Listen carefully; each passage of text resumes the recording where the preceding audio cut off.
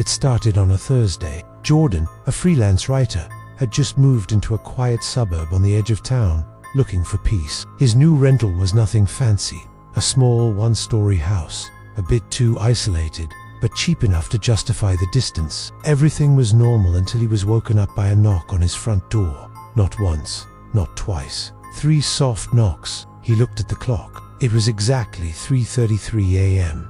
He got up cautiously, peeked through the peephole.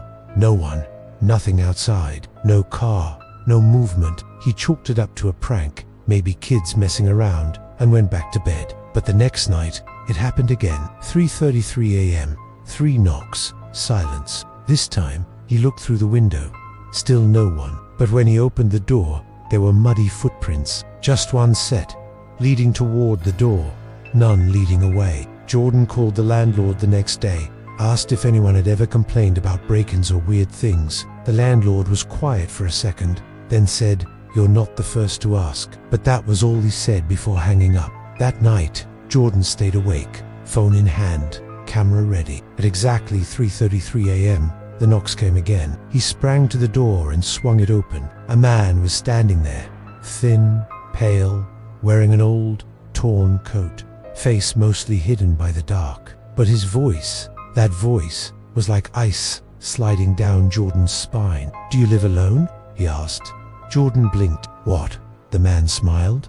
"Do you live alone?" Jordan backed up and shut the door, locked it, called the police. They searched the area, found no one. "Maybe a homeless man," the officer said. "Lock your doors and don't answer again." But now, Jordan couldn't sleep. That question, "Do you live alone?" kept echoing. He started staying up late, watching the door, but the man never returned. Until the 7th night. At 3:33 a.m., the knocks came. This time, 7 knocks. Jordan didn't move. He watched through the peephole. The man was back, and this time, he wasn't alone. Behind him stood 4, maybe 5 figures, shadowed, tall, unmoving. They just stood there. Jordan backed away. Then the man said, almost whispering through the door, "You." The next morning, Jordan found something new. Scratches on his door. From the inside, panicking, he checked his security camera footage. At 3:33 a.m., the camera glitched. A full minute of static. Then the video returned, showing an empty porch. But in the final second, just before the glitch ends, you can see Jordan's front door slowly opening from the inside. He moved out that same day. The house has since been listed for rent again, and every tenant leaves before the 2nd week.